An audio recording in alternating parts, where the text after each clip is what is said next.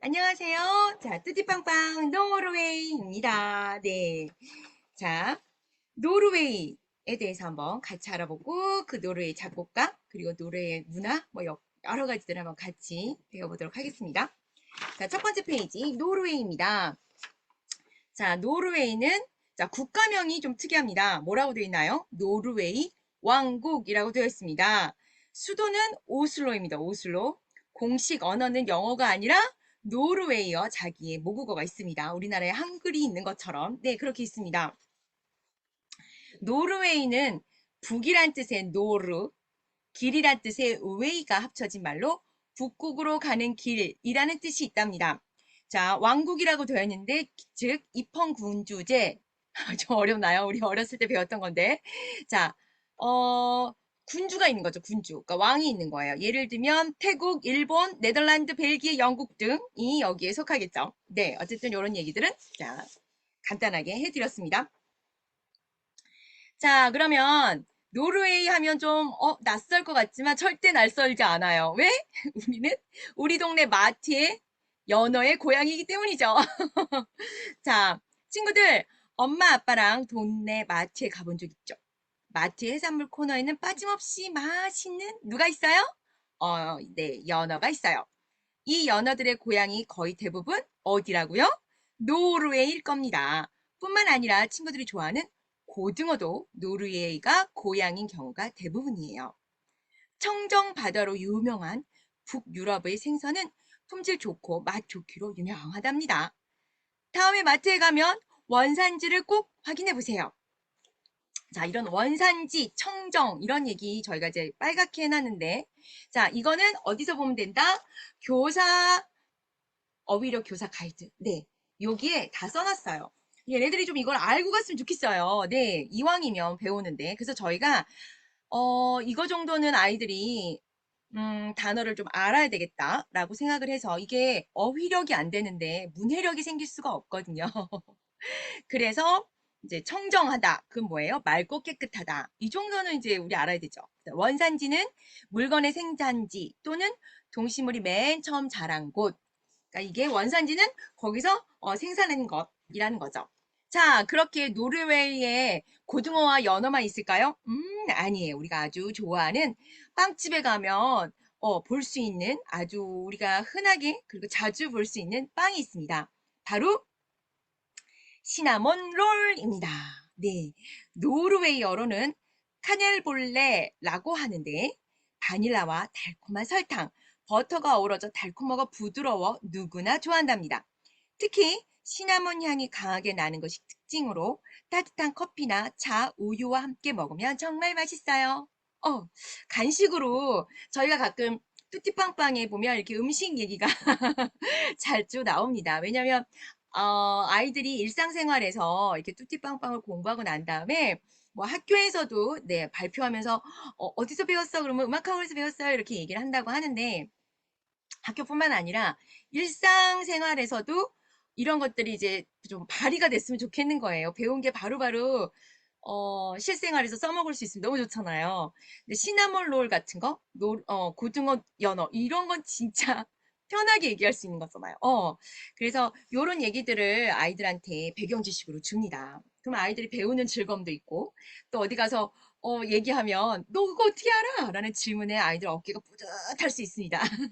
그래서 이런 얘기들 그래서 간식으로도 좀 해보시면 좋을 것 같아요.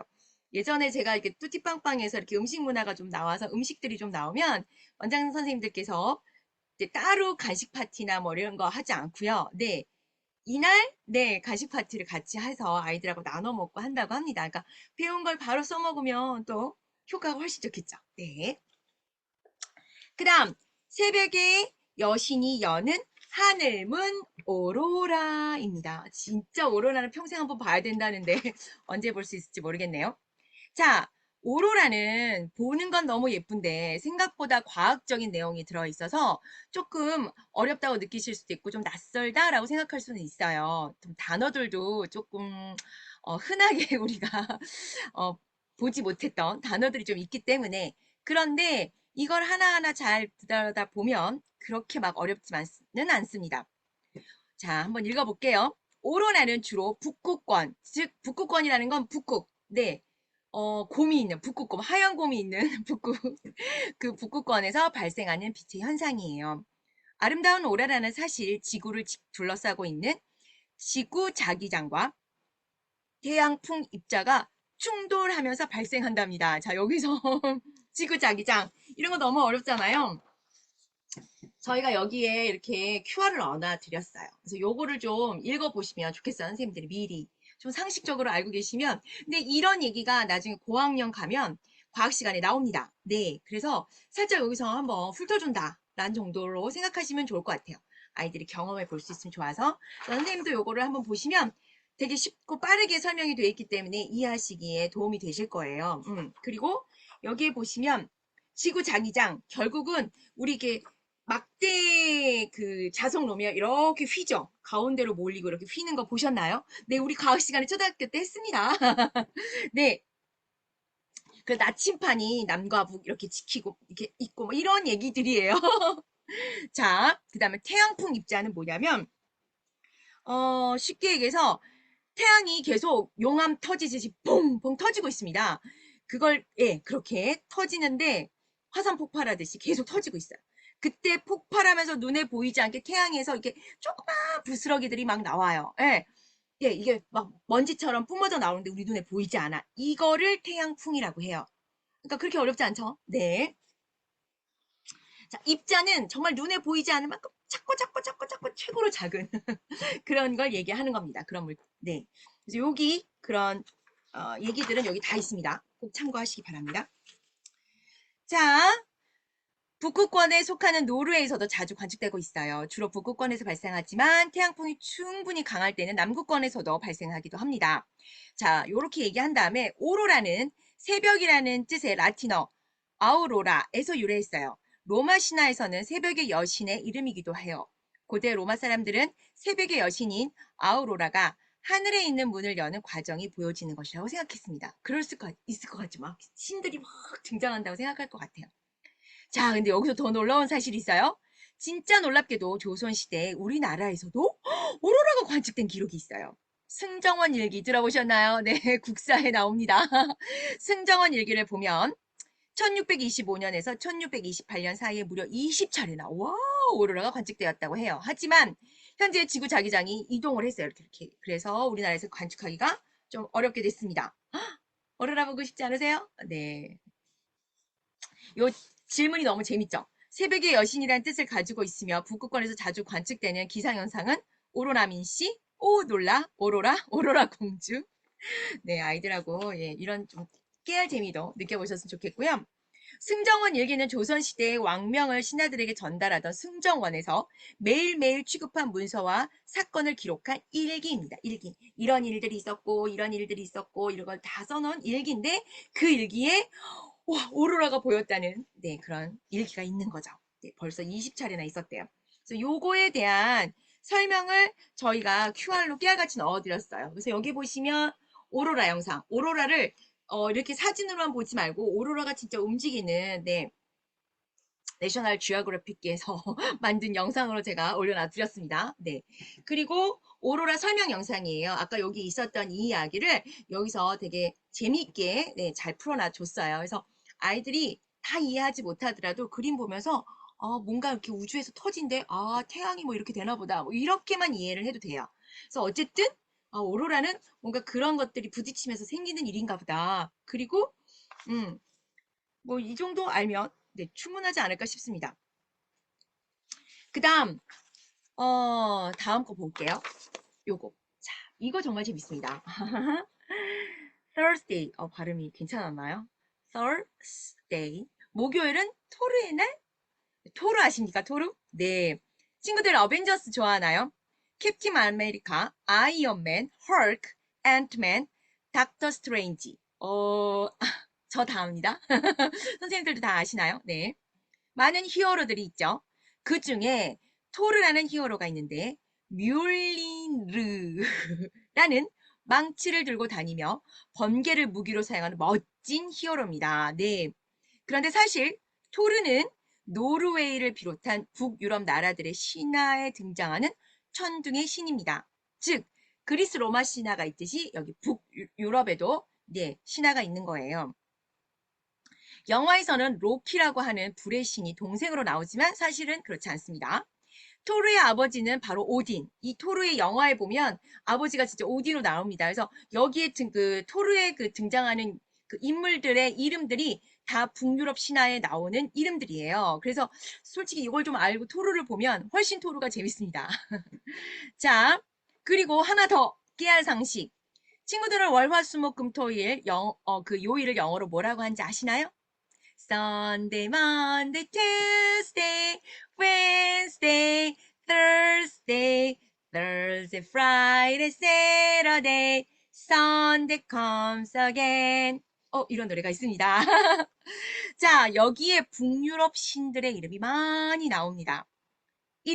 월요일, Monday는 moon, 달의 날이고요. 네, 화요일, Tuesday는 네, 북유럽 신화의 전쟁의 신 티르의 날. 네, 거기서 Tuesday가 온 거고요. Wednesday는 오딘을 네, 거기서 나왔고요. 또 천둥의 신 토르 했죠, 우리가. 그다음에 Friday도 북유럽 신화의 프라야에서 나왔다고 그러고요. Saturday는 또 로마 신화입니다. 여기는 자, 사투르누스, 그 다음에 일요일은 Sunday, Sun, 태양의 날입니다. 자, 여기 있는 이 얘기들을 아이들이 다 알지 못해도 돼요. 그냥 한번 읽어보고, 다음부터는 어떻게 얘기하겠어요? 그럼 이제 아이들이 이걸 줄줄줄줄, 그걸 기대하는 건 아니에요.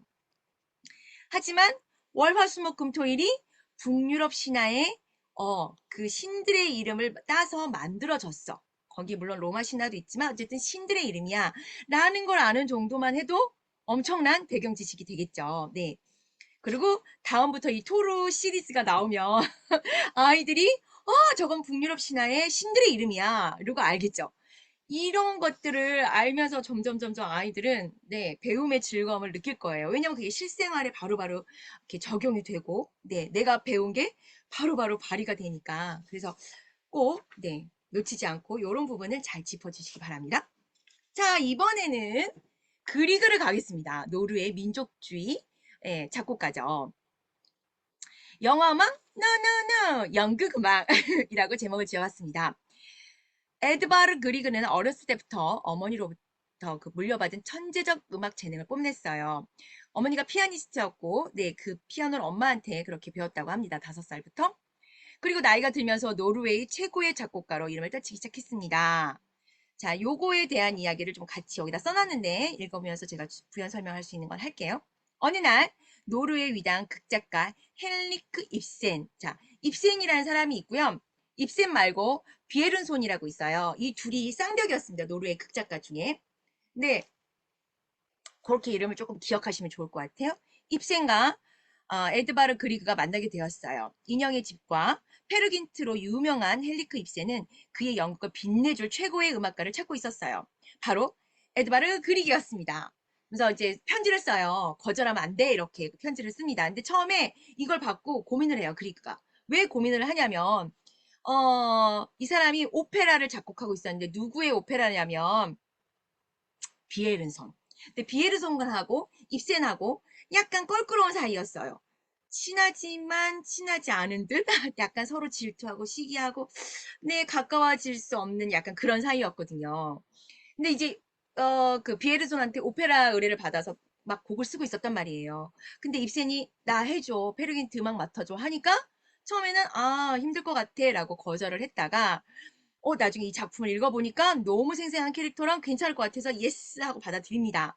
근데 고생을 해, 한 2년 동안 곡을 만들면서 이게 내가 잘 만들고 있나? 이러면서 고생을 좀 합니다. 그런데 완성하고 나서는 입세는 굉장히 만족해 했어요. 그리고 초연을 해서는 완전 대박이 났죠. 네, 대박이 났습니다. 그래서 그리그는 이 페르긴트가 효자죠. 이것 때문에 평생 먹고 살았어요. 그렇게 얘기해도 과언이 아닐 정도로 대성공을 거둡니다. 1876년 노르웨이 수도 오슬로에서 페르긴트는 큰 호평을 받으며 성황리에 초연을 마칠 수 있었습니다. 네. 근데 이 페르긴트가 7차례 개정을 했어요. 수정을 하고 그 다음에 한 23곡 있었는데 그걸 8곡으로 갖추리면서 모음곡으로 만들고 그다음에 제1 모음곡, 제2 모음곡 이렇게 나눴습니다. 제1 모음곡에는 우리가 정말 잘 알고 있는 아침의 기분 따라라라라라라 이렇게 그다음에 오지의 죽음은 이제 그 페르겐트의 엄마인데 예, 그 노래는 잘 모르시죠?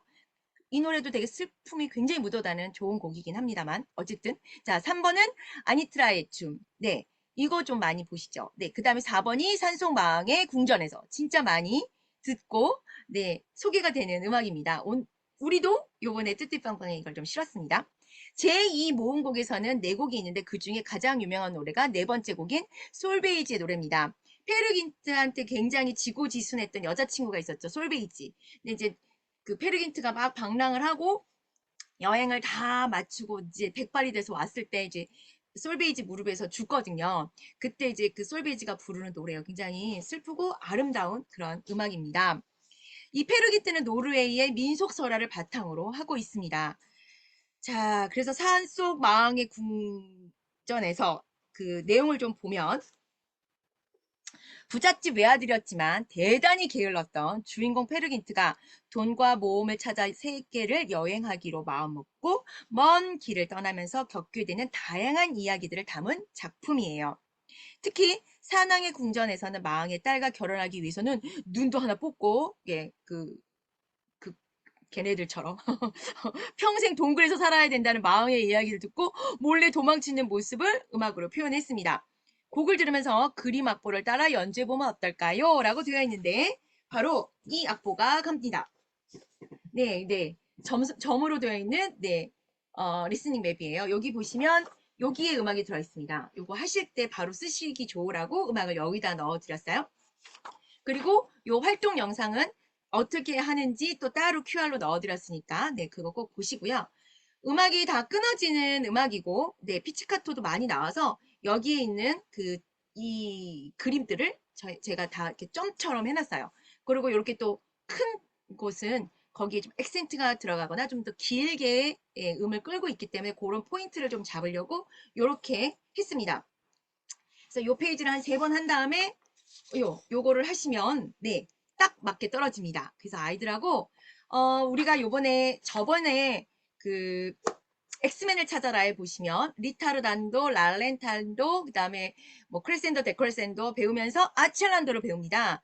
그래서 이 음악을 들으시면 아첼란도를 느끼실 수 있고 크레센도도 느끼실 수 있습니다. 그래서 배운 걸 바로 예, 이렇게 적용하실 수 있게 넣어드렸어요. 그래서 저희 요즘 뚜띠빵빵뿐만 아니라 저희 오즈나라의 모든 그 컨텐츠들을 제가 최대한 이렇게 여러 방법으로 아이들이 배울 수 있게 이렇게 제가 만들고 있고 그러려고 노력을 하고 있습니다. 그래서 비발디의 그 봄도 네 그렇게 진행을 해드렸잖아요. 뚜띠빵빵에서 한 거를 네 이미지 네 리스닝 맵으로 해드린 것처럼 요번에도 이제 여기서 있었던 그리그를 이렇게 바로 연결해 드렸습니다. 그러니까 꼭 재미있게 한번 활동해 보시기 바랍니다. 자 그럼 전 여기까지 하고 네 다음에 또 뵐게요. 안녕히 계세요.